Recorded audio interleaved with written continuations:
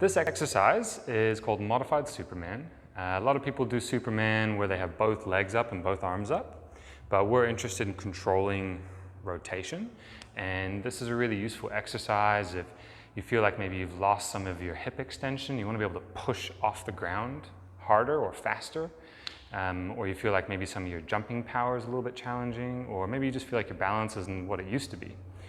This is a position that babies get into at about 3 months, and it takes them a good 3 months to master, and we're talking hours a day. So when's the last time you spent hours a day trying to perfect an exercise? And this is just a really good exercise because the ground and the environment makes you be in a position that it's very hard to cheat in. But we've got a couple little cues to help out as well.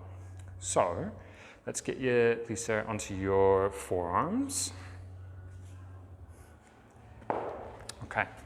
And so a lot of people are going to be tempted to hang out in this position. And that's fine if you want to rest and read a book or whatever. But for the purposes of the exercise, what we're trying to do is promote some of that S-shaped curve, which is the position that we're in when we move around and walk and run and throw and all that kind of stuff. So it's useful to have something just underneath the chest if you're not sure, or have that mirror. But first, if we go elbows a little bit wider, Sarah, and a little bit further forward. So you're kind of getting closer to the ground almost. I'd even go like way up here and then way out to the side. Yeah. And so what that does is it already starts to put you in this position. And we'll put a block just as a little reminder, and we're just lifting away, not letting ourselves touch. Some of you might be tempted to lift the shoulders up to the ears. If you notice that, just play around with a couple up and downs and then try and bring them down. You're driving through your elbows. So if my hand was over here, Sarah's squishing my hand into the ground, okay? Now, with your left hand, can you try and reach out in front of you? Good. This is way harder than it looks. Good. And then the right hand going as well.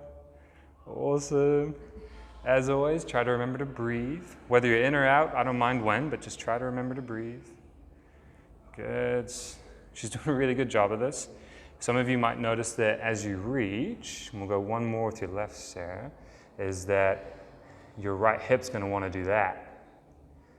If that happens, you can put like a little towel or something underneath and just make sure you squish it down before you reach.